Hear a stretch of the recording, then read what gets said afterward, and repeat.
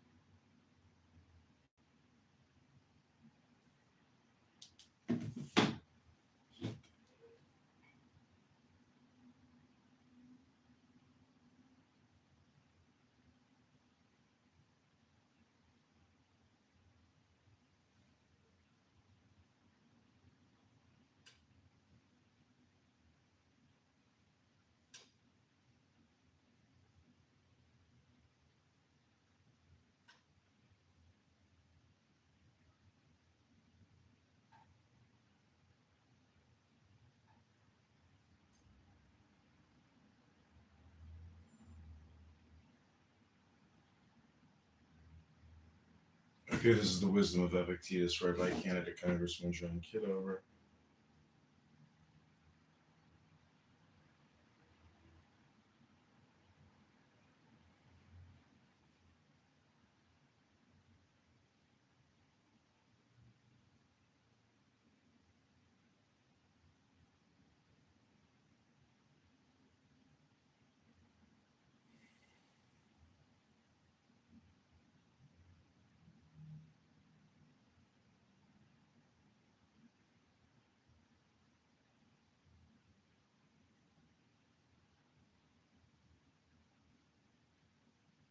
Okay, this is Philosophy and Wisdom of Epictetus, read by candidate John. Hope you enjoy.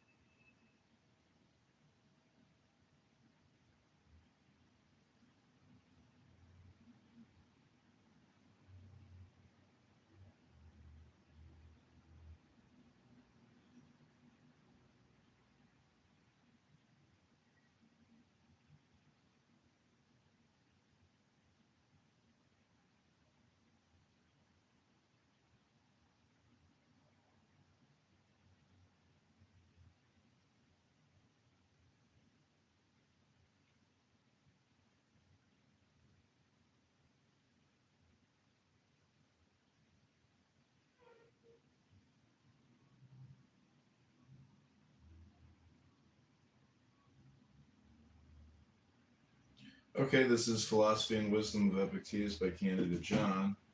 Hope you enjoyed this morning's book club. Sire, welcome. We're about to read from what's called a book.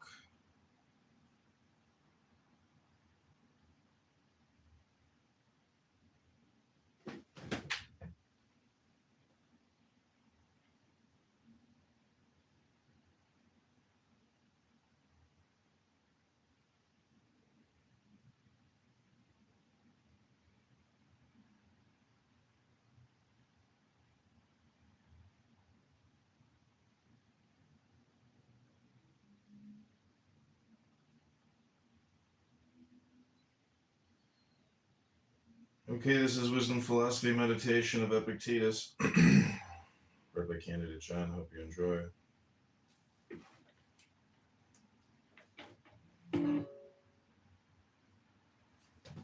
We've got not one viewer, as far as I can tell. We've achieved a state of parity. Equilibrium now. 6 minutes setup. We're going to try to go to a different room, see if we can read something.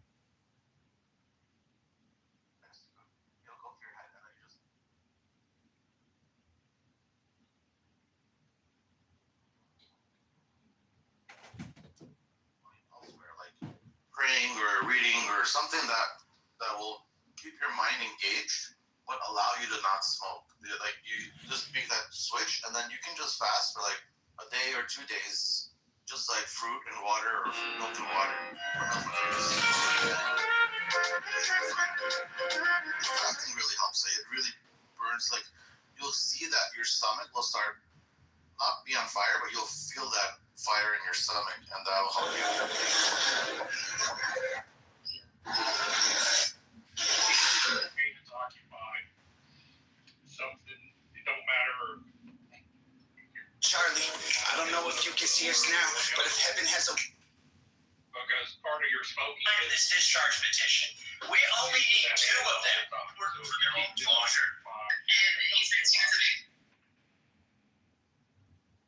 That's true. Serendipity, can I ask you a question? I know it may be off topic what we're talking about. Sure, go ahead. Have you ever heard of a non-stimulant called Intuniv or guanfacine, it's also known as? I have not. Okay, it's, with kids with ADHD, there's stimulants, the Adderall and the, now what's the other one? The Adderall and the Ritalin family, right? Right. And then you have the non-stimulant class, which is like the Strattera and the other things, Intuniv, guanfacine, which the way those things work apparently is you have to take that every day. You can't miss a day. Whereas with the stimulant, apparently you can miss a day or whatever. But and it builds up in your system, and then eventually it works towards you. I just want to see what your thoughts are. They're not the same as the stimulants, but apparently they have the same desired effect. I don't know if you can look them up, but like ADHD non-stimulants, you'll see like Intuniv is one, Strattera. I'm just curious your thoughts because you have a pretty good perspective. You got me to get her off the main stimulant, the Ritalin family. But Yeah. Well, I will. I'll actually look into it, Naveen, and I'll get back to you. How are you noticing it working for her? Well, I mean, so Intuniv is more something for impulse. Right. And Master, so, she used to have this thing where she would constantly put sugar in her mouth, and ecstasy and writing. Like it looks out of place now, when you do that kind of when you're younger, it's like you can get away with it and all that, And so I see her doing it a little less. I see her being a little bit more conscious when she's doing it and able to control the impulse to like feed, her fingers, or she used to have to bring something with her to squeeze in her hands to let her focus. Now she's able to. She's not necessarily getting better at focus. When she was on Ritalin, she used to be able to focus in the class, and then we would give her Ritalin and this non-stimulant. But I see the impulse got a lot better. We're still focusing, still trying to get her focus back to where it was when she was on, the Ritalin. Right. But I took her off it because of the side effects of it. So. But the impulse is being controlled, and then they're saying, well, there's another non-stimulant that you could give if you want to go that route, and that can focus back to where it was when she was on the focus. Then why the hell are you giving me a stimulant if the non-stimulant? It's really bizarre. So I'm just like, okay, now I'm like, this is shady. Like, what did I do? Did I do the right thing? So it's kind of, Well, kind of weird. yeah. That's the thing is, I think mostly you have to communicate with her. You have to see how she's feeling about it, how it makes her feel, or are there any negative drawbacks to what she's doing, even if she's not getting the optimal focus results yet. She's still really young. some extent, like I feel like those behaviors can be improved with maturity and People who are vaccinated, they can feel some safe that they are not going to get infected. So I got infected about 2 weeks ago. I don't necessarily think it's a bad thing that somebody can't sit and focus on something for even an hour. I know my brain doesn't work that way. Like I have to work. But serendipity, I think the issue is, and I think a lot of it. Wait, King, I hate to interrupt. Do you guys know what conversational hypnosis is? So what I was saying is that, I think part of the problem is more about me and my psychology and what I went through when I was a kid, that I'm more worried she's going to go through. I mean, I do see her doing it where kids are saying to her, like, oh, you're weird, like, you won't shut up, or, and they'll say those things. And I just say, okay, avoid those kids. Find a kid that you like. Right. But there is a kid that, she likes, and she sits and talks to her, and she's like, you just said the same thing 3 times. And she's like, oh, okay. But at least the girl's nice enough to her to go, oh, no, sit next to me. I want to sit next to you. But focus back to where I was when she was on. Kind of guiding her, like, hey, friends here, mayors there, we are getting ready to take off in the biggest thing for our lives. But, I'm concerned because she's going to go through what I. And I do see a lot of girls Come fly with me, let's fly, let's fly.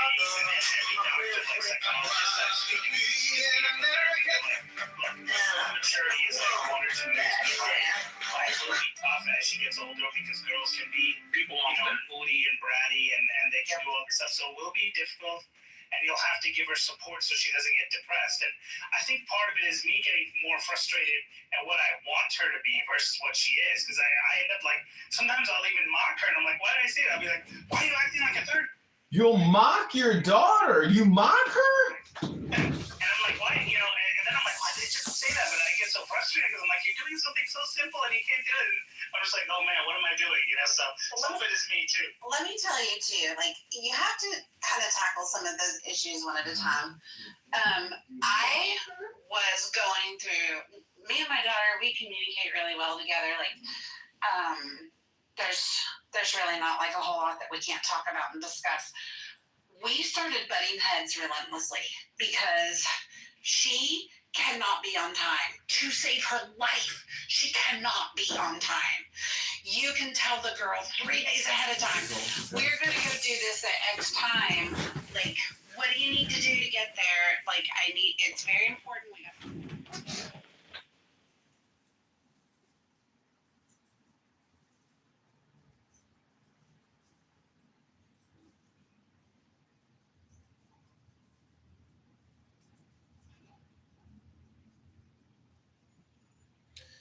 The joke's on you.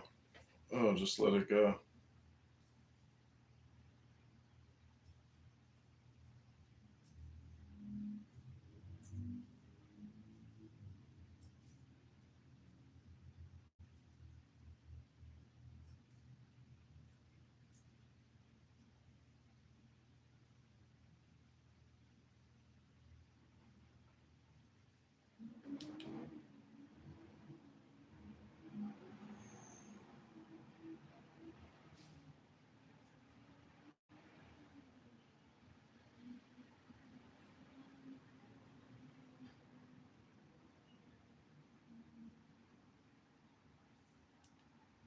Mother, she was in such disbelief.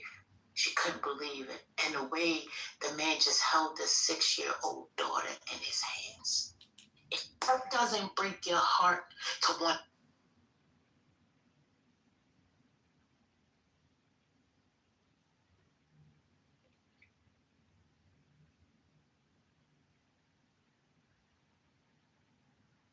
Okay, we're going into the book club.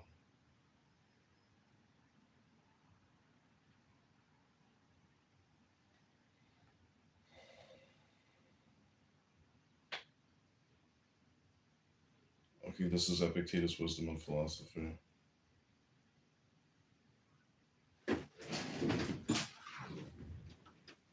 Welcome, Paola.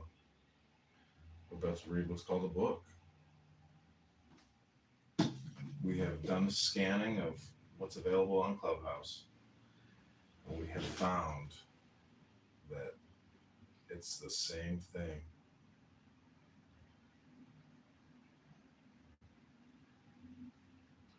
Damn, so in Great Britain, if you don't have a digital ID, you can't work there. They're gonna starve out there, illegal immigrants.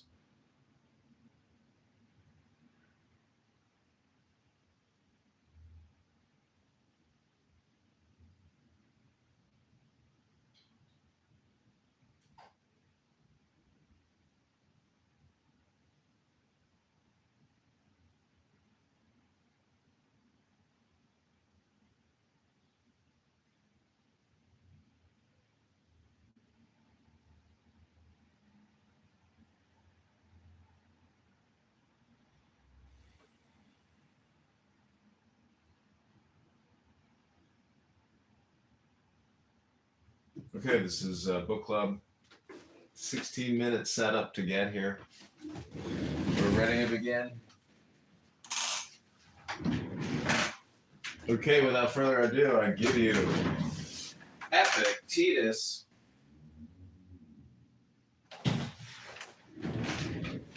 This is just going to be 60-second snippets.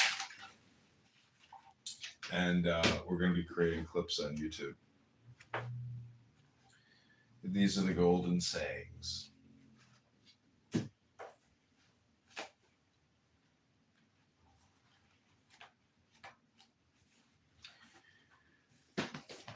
Are these the only works of providence in us? What words suffice to praise or set them forth? Had we but understanding, should we ever cease hymning, blessing the divine power, both openly and in secret, telling of his gracious gifts, whether digging or plowing or eating, should we not sing the hymn to God? Great is God, for that he had given us such instruments to till the ground withal. Great is God, for that he had given us hands and the power of swallowing and digesting, of unconsciously growing and breathing while we sleep. Thus should we ever have sung, yea, and this the grandest and divinest hymn of all. Great is God, for that he hath given us a mind to apprehend these things and duly to use them. What then? Seeing that most of you are blinded, should there not be someone to fill this place and sing the hymn to God on behalf of all men? What else can I, that am old and lame, do but sing to God? Were I a nightingale, I should do after the manner of a nightingale. Were I a swan, I should do after the manner of a swan. But now, since I am a reasonable being, I must sing to God. That is my work, I do it. Nor will I desert this my post as long as it is granted me to hold it, and upon you too I call to join in this self-same hymn. Okay, that's part one of Epictetus. This is your morning intelligence meditation on knowledge, philosophy, and wisdom with Candidate John, reading to you from what's called a book. People don't know what books are anymore. They just do conversational hypnosis with each other. They just talk all the time about nothing. No real intelligence. Here we go. Part two.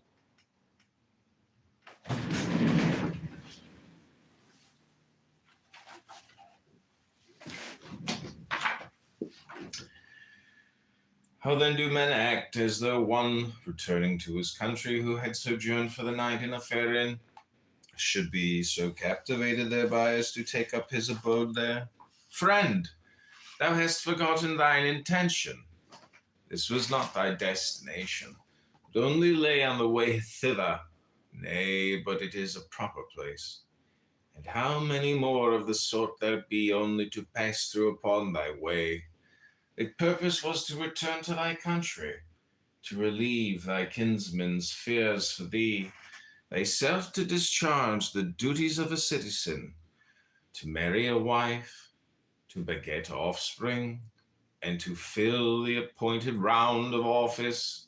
Thou didst not come to choose out what places are most pleasant, but rather to return to that wherein thou wast born, and where thou wert appointed to be a citizen.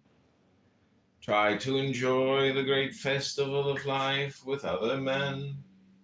But I have one whom I must please, to whom I must be subject, whom I must obey, God.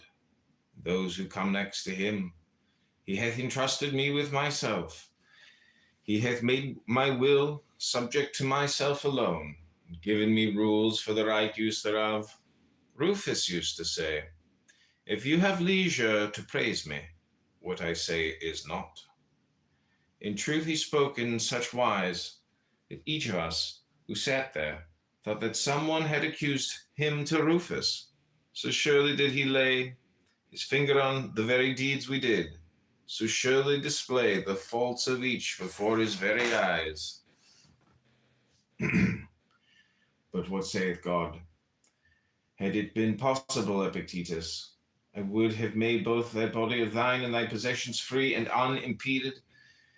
But as it is, be not deceived, it is not thine own, it is but finely tempered clay. Since then this I could not do, I have given thee a portion of myself, in the power of desiring and declining, and of pursuing and avoiding, and in a word, the power of dealing with the things of sense. And if thou neglect not this, but place all that thou hast therein, thou shalt never be let or hindered. Thou shalt never lament. Thou shalt not blame or flatter any. What then? Seemeth this to thee a little thing? God forbid. Be content then therewith. And so I pray the gods.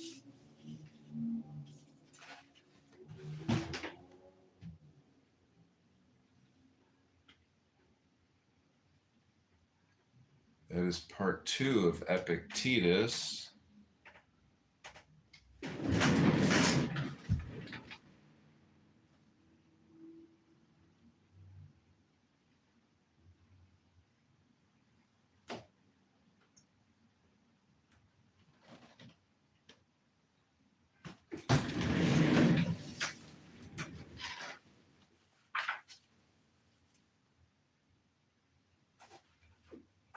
Okay, here's part 3.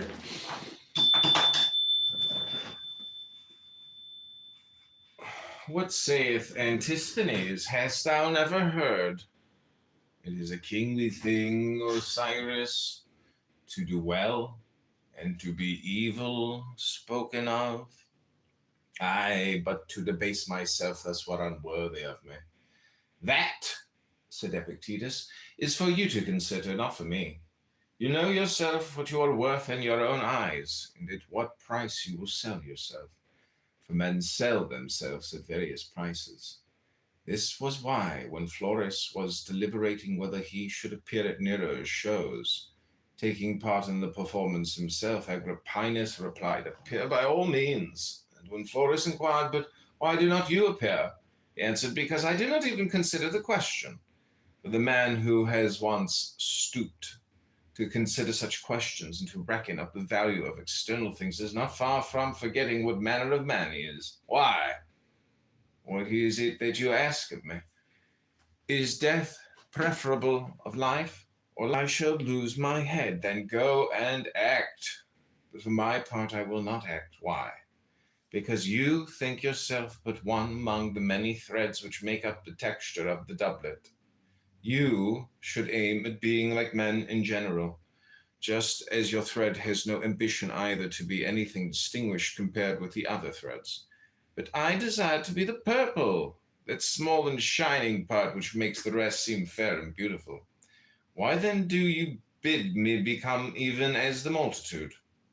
Then were I no longer the purple. If a man could be thoroughly penetrated, as he ought, with this thought that we are all in an especial manner sprung from God, and that God is the Father of all men as well as of gods, full surely he would never conceive aught ignoble or base of himself. Okay, this is part 3 of Epictetus, founder of the Stoic School of Philosophy. Hope you're enjoying this morning meditation with candidate John Kitover. Go to johnforcongress.com.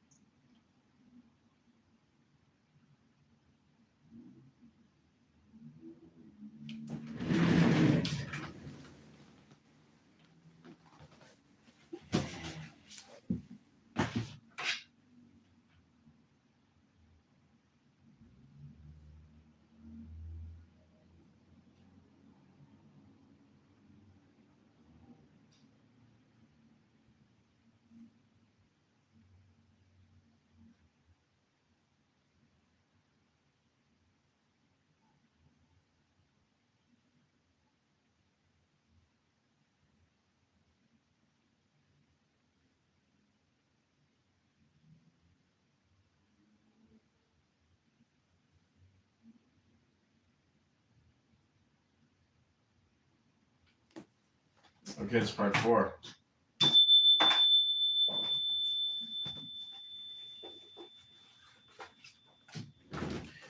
Whereas if Caesar were to adopt you, your haughty looks would be intolerable. Will you not be elated at knowing that you are the Son of God? Now, however, it is not so with us. But seeing that in her birth these two things are commingled, the body which we share with the animals, and the reason and thought which we share with the gods, many decline towards this unhappy kinship with the dead, few rise to the blessed kinship with the divine, since then every one must deal with each thing according to the view which he forms about it. Those few who hold that they are born for fidelity, modesty, and unerring sureness in dealing with the things of sense, never conceive aught base or ignoble of themselves. But the multitude the contrary. Why, what am I? A wretched human creature with this miserable flesh of mine, miserable indeed, but you have something better than that paltry flesh of yours. Why then cling to the one and neglect the other? Thou art but a poor soul laden with a lifeless body. The other day I had an iron lamp placed beside my household gods. I heard a noise at the door. On hastening down, found my lamp carried off. I reflected that the culprit was in no very strange case. Tomorrow, my friend, I said, you will find an earthenware lamp, for a man can only lose what he has. That is the sayings of Epictetus, the Enchiridion, the golden sayings. That's part 4, read by candidate John. If you're enjoying this philosophy, hit the like button, subscribe to the channel, share the video on your X account, on your Instagram story. That's right. This is called intelligence. Many people have never read this book. Hope you're enjoying. All right, part 4 or 5. We're going to try to get to 10 parts.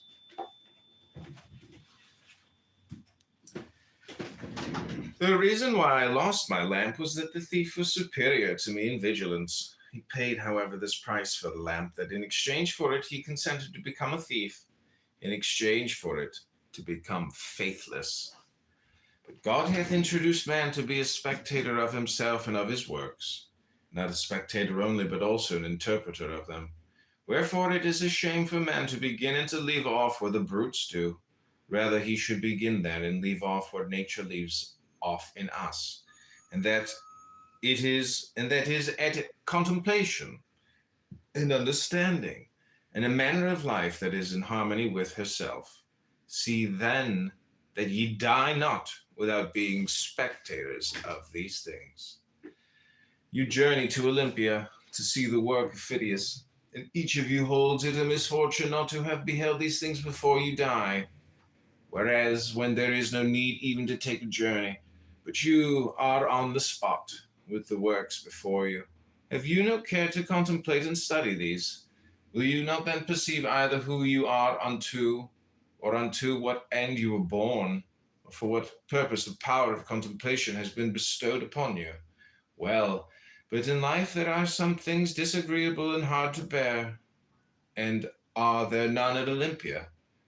Are you not scorched by the heat? Are you not cramped for room? Have you not to bathe with discomfort? Are you not drenched when it rains? Have you not to endure the clamor, shouting, and such annoyances as these? Well, I suppose you set all this over against the splendor of the spectacle and bear it patiently. What then? Have you not received powers wherewith to endure all that comes to pass? Have you not received greatness of heart, received courage, received fortitude? What care I if I am great of heart, for aught that can come to pass? What shall cast me down or disturb me? What shall seem painful? Shall I not use the power to the end for which I received it, instead of moaning and wailing over what comes to pass? There's a reading of Epictetus. It's part 5, read by Candidate John. Halfway there. We're doing 10 minutes of Stoic philosophy with Epictetus.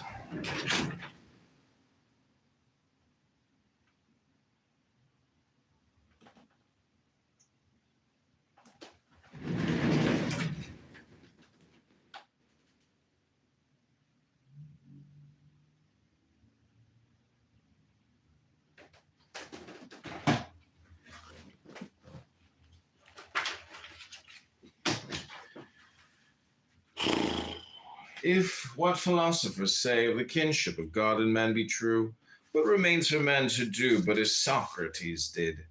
Never, when asked one's country, to answer, I am an Athenian or a Corinthian, but I am a citizen of the world.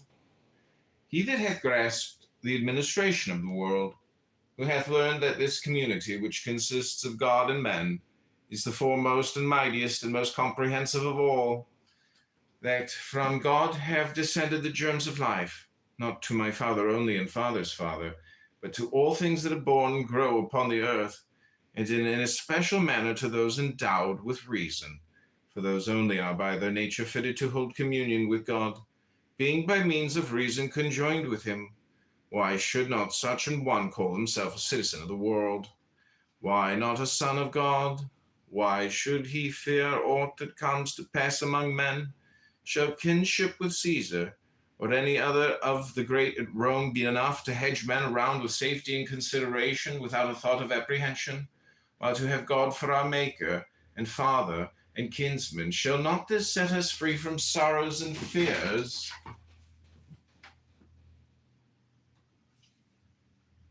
Okay, that's part 6 of Epictetus. This is Candidate John doing a meditation this morning with the Enchiridion, the Golden Sayings and Discourses of Epictetus.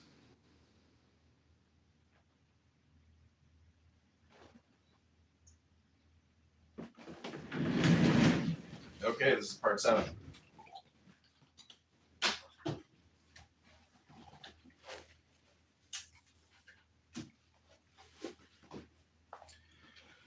I do not think that an old fellow like me need have been sitting here to try and prevent your entertaining abject notions of yourselves, and talking of yourselves in an abject and ignoble way, but to prevent there being by chance among you any such young men as, after recognizing their kindred to the gods and their bondage in these chains of the body and its manifold necessities, should desire to cast them off as burdens too grievous to be borne, and depart to their true kindred. This is the struggle in which your master and teacher, were he worthy of the name, should be engaged.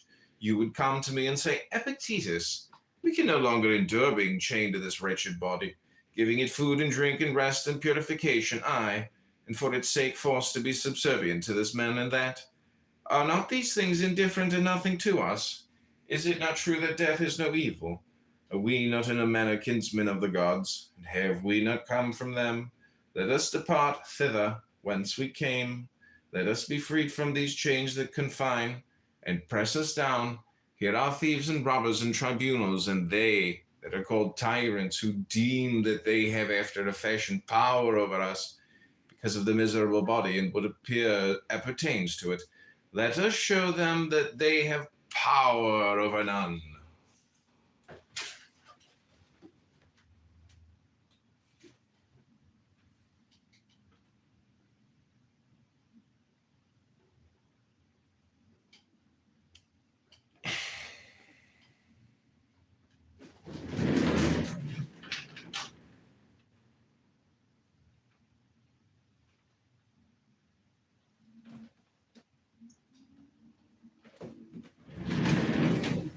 Okay, this is part 7.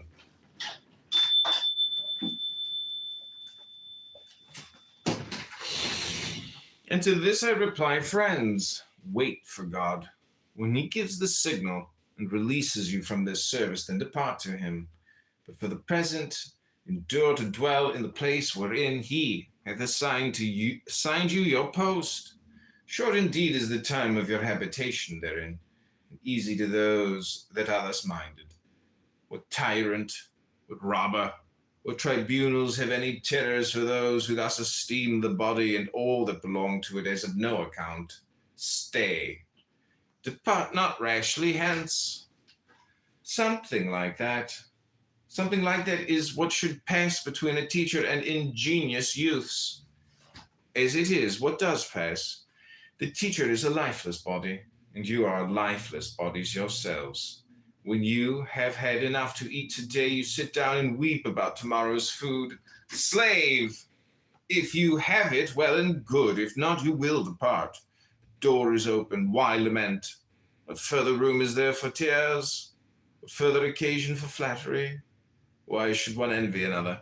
Why should you stand in awe of them that have much or are placed in power, especially if they be also strong and passionate? Why? What should they do to us? What they can do, we will not regard.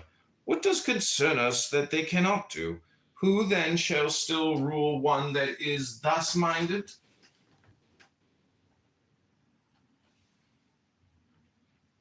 This is Candidate John reading the Enchiridion, the Golden Sayings of Epictetus. That's part 7. These are 60-second shorts for YouTube. We're reading the Stoic philosophy of Epictetus. I hope you're enjoying. Hit the like button. Subscribe now. Share the video. This is part 8. We're doing 10 parts.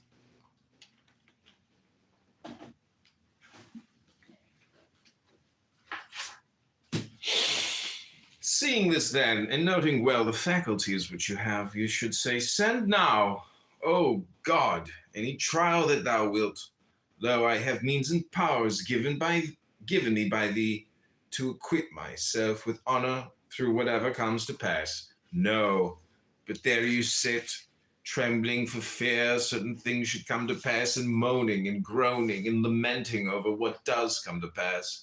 And then you upbraid the gods. Such meanness of spirit can have but one result, impiety. Yet God has not only given us these faculties by means of which we may bear everything that comes to pass without being crushed or depressed thereby, but like a good king and father, he has given us this without let or hindrance, placed wholly at our own disposition, without reserving to himself any power of impediment or restraint. Though possessing all these things free and all your own, you do not use them. You do not perceive what it is you have received, nor whence it comes, but sit moaning, groaning, some of you blind to the giver, making no acknowledgement to your benefactor, others basely giving themselves to complaints and accusations against God. Yet what faculties and powers you possess for attaining courage and greatness of heart, I can easily show you. What you have for upbraiding and accusation, it is for you to show me.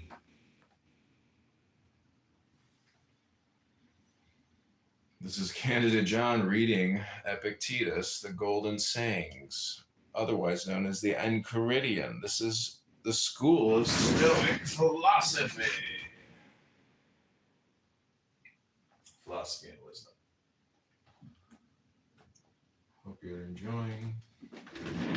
Okay, this is part 9.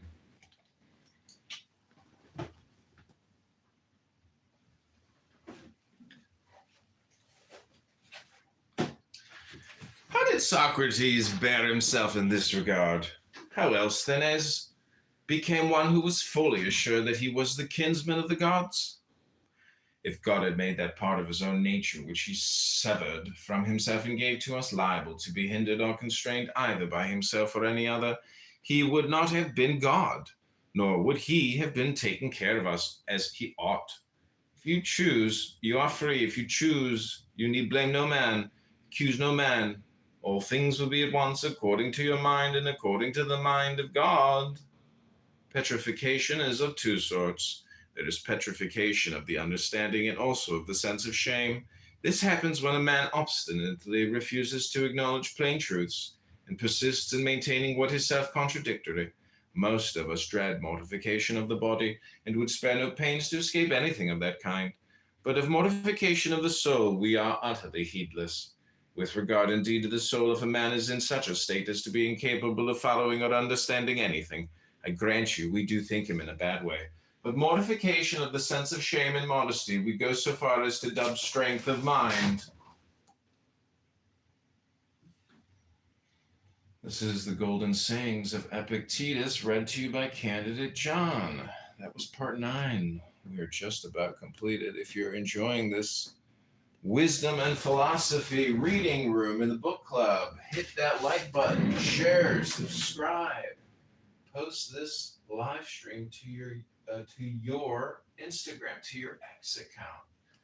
Don't be ashamed. I'm reading a book for you, and I hope you're enjoying. Okay, this is part 10. Here we go. If we were as intent upon our own business as the old fellows at Rome are upon what interests them, we too might perhaps accomplish something. I know a man older than I am, now superintendent of the corn market at Rome. And I remember when he passed through this place on his way back from exile, what an account he gave me of his former life, declaring that for the future, once home again, his only care should be to pass his remaining years in quiet and tranquility. For how few years I have left, he cried, that I said you will not do. But the moment the scent of Rome is in your nostrils, you will forget it all. And if you can but gain admission to court, you will be glad enough to elbow your way in and thank God for it. Epictetus, he replied, if ever you find me setting as much as 1 foot within the court, think what you will of me. Well, as it was, what did he do? Ere he ever entered the city, he was met by a despatch from the emperor. He took it and forgot the whole of his resolutions. From that moment, he has been piling one thing upon another. Should like to be beside him to remind him of what he said when passing this way, and to add how much better a prophet I am than you. What then? Do I say man is not made for an active life? Far from it. But there is a great difference between other men's occupations and ours. A glance at theirs will make it clear to you. All day long they do nothing but calculate, contrive, consult how to wring their profit out of foodstuffs, farm plots, and the like. Whereas I entreat you to learn what the administration of the world is, and what place a being endowed with reason holds therein, to consider what you are yourself, and wherein your good and evil consists.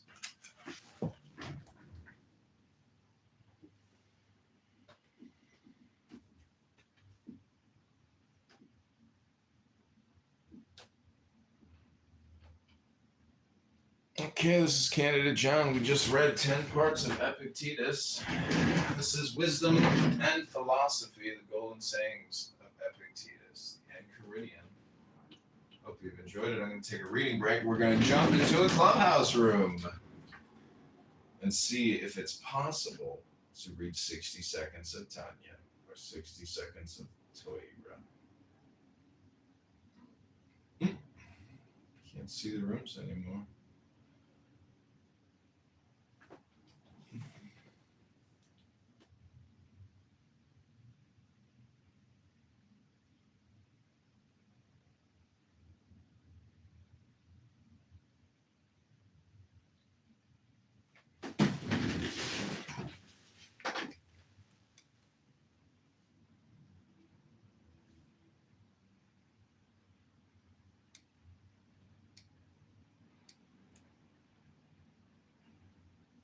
relationship with a woman from Bamber Bridge on May 28th.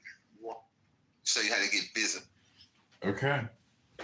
Can't really see anything, so we're going to shut this down and send this recording to the printers. Hope everybody has enjoyed. Thanks so much.